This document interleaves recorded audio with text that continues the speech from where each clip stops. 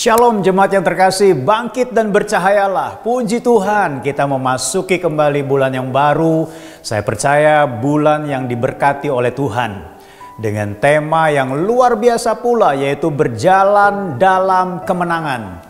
Saudara yang kasih dalam Tuhan, saya percaya semua kita sepakat dengan rancangan Tuhan ini untuk berjalan dalam kemenangan. Hari ini kita akan belajar bersama dan juga merenungkan firman Tuhan bersama yang terambil dari Yosua pasal yang pertama ayat 1 sampai dengan 18, ayat 6 sampai dengan 9 dan 18 akan saya bacakan buat Bapak Ibu Saudara sekalian. Ayat 6 berkata begini, "Kuatkan dan teguhkanlah hatimu, sebab engkaulah yang akan memimpin bangsa ini memiliki negeri yang kujanjikan dengan bersumpah kepada nenek moyang mereka untuk diberikan kepada mereka." Ayat 7 dikatakan, "Hanya kuatkan dan teguhkanlah hatimu dengan sungguh-sungguh. Bertindaklah hati-hati sesuai dengan seluruh hukum yang telah diperintahkan kepadamu oleh hambaku Musa. Janganlah menyimpang ke kanan atau ke kiri supaya engkau beruntung kemanapun engkau pergi."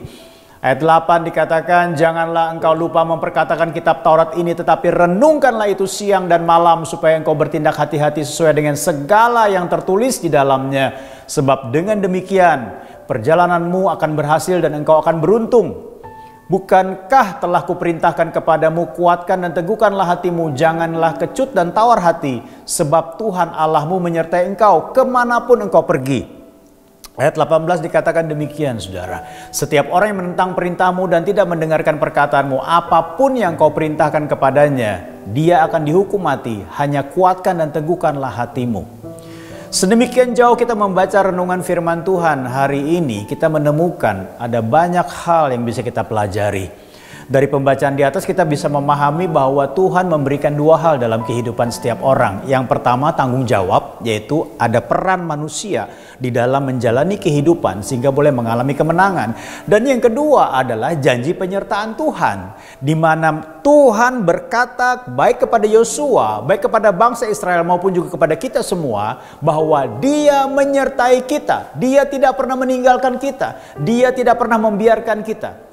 Nah, saudara yang kasih dalam Tuhan, tetapi sebelum kita memasuki kemenangan itu, harusnya kita memenangkan dulu dua hal yang sangat penting dalam kehidupan kita. Karena ini akan menentukan, kemenangan di dalam akan menentukan kemenangan di luar. Yang pertama adalah menangkan diri. Menangkan diri ini sama dengan menenangkan diri, sama dengan menguasai diri, saudara. Ya. Nah, saudara yang kasih dalam Tuhan, seringkali ketika kita diperhadapkan dengan tantangan, pergumulan atau tanggung jawab yang besar, kita seringkali tidak fokus kepada segala sesuatu yang Tuhan berikan itu, tetapi kita berfokus kepada apa, saudara? Kita berfokus kepada kelemahan. Kita berfokus kepada kegalauan karena memikul tanggung jawab yang besar. Bahkan mungkin kita pikir melampaui kekuatan kita, lalu muncul asumsi demi asumsi. Nah, saudara yang kasih dalam Tuhan, apa yang terjadi? Sehingga kita menjadi ciut, menjadi tawar hati, menjadi kecil kekuatan kita. Nah, saudara, Tuhan mengingatkan bahwa ada janji penyertaan Tuhan dalam kehidupan kita, sehingga kita boleh menjalaninya dan mengalami kemenangan. Saudara yang kasih dalam Tuhan, disinilah dibutuhkan hubungan dengan Tuhan setiap hari yang menentukan kadar ketenangan dan penguasaan diri kita. Di dalam Kristus penghalang hubungan itu sudah diselesaikan.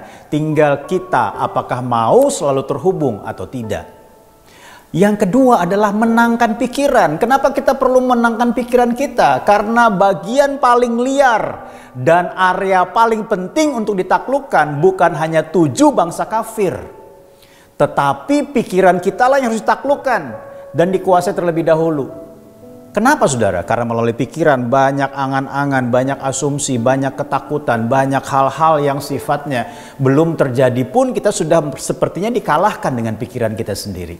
Bagaimana caranya? Firman Tuhan berkata begini, perkatakan firman Tuhan, renungkan firman Tuhan. Ini menjadi sebuah hal yang sangat penting karena apa? Memperkatakan firman akan mempengaruhi pikiran saudara.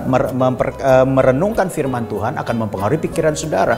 Sehingga pikiran kita, perkataan kita dipenuhi firman Tuhan. Dan kita tidak menjadi liar dengan pikiran-pikiran yang menakutkan. Bahkan dikatakan selaraskan kata dan tindakan dengan firman Tuhan. Ini merupakan kunci kemenangan kita. Akibatnya perjalananmu akan berhasil dan engkau akan beruntung, dikatakan. Keselarasan pikir, laku, ucap dengan firman-Nya membuat kita tetap dalam penyertaan-Nya di setiap situasi yang kita hadapi. Tuhan Yesus memberkati kita semua. Mari kita berdoa. Mampukan kami Tuhan untuk memenangkan diri kami dan memenangkan pikiran kami, sehingga kemenangan yang terjadi lebih dahulu di dalam hidup kami akan membawa imbas kepada kemenangan yang kami terima di dalam segala situasi di luar kami, karena kami tahu Tuhan menyertai kami. Dalam nama Tuhan Yesus kami berdoa. Amin. Tuhan Yesus memberkati.